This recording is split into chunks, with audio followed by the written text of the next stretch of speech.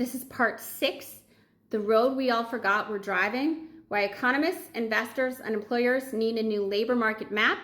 When our assumptions, not our tech, need updating, we make villains or fools of each other and solve nothing. Hi, my name is Sarah Trumbull. I'm founder and CEO of the Job Applicant Perspective, and this is an upcoming blog post that I'm just working through, starting from where I left off. Perspective collapse. Bonhoeffer's warning.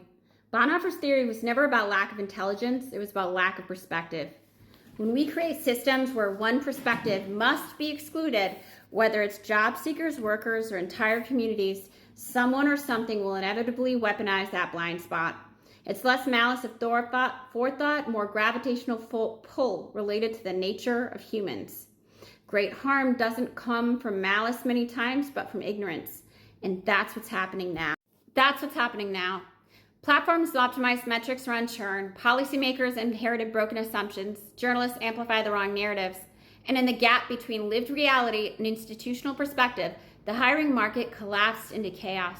A collapse that was hidden by a social norm that meant the experience of the U.S. labor force generating profits for years unpaid for the new talent industry went entirely untracked. How outdated assumptions create villains. The online hiring market is in crisis, but instead of diagnosing the system, we've been blaming the people trapped inside of it. Job seekers blame recruiters and employers for ghost jobs and black holes. Recruiters blame employers and job seekers for bad pipelines and unresponsive hiring teams. Employers blame candidates for being unskilled or lazy. Policymakers blame skills gaps, while ignoring these structural incentives platforms quietly exploit. HR tech companies are profiting from the chaos while openly failing to investigate the design because it's not their pipeline. They built what employers asked.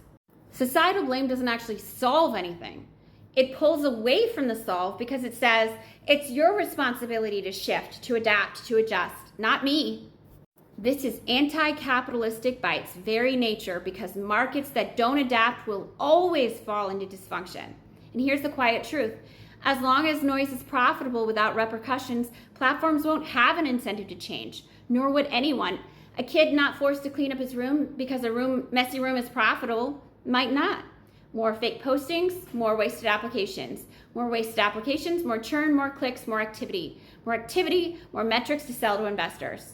The actual physical distance all of us have from each other when we are doing online hiring creates a level of separation from outcomes that makes negative externalities easier to overlook. Next part coming next.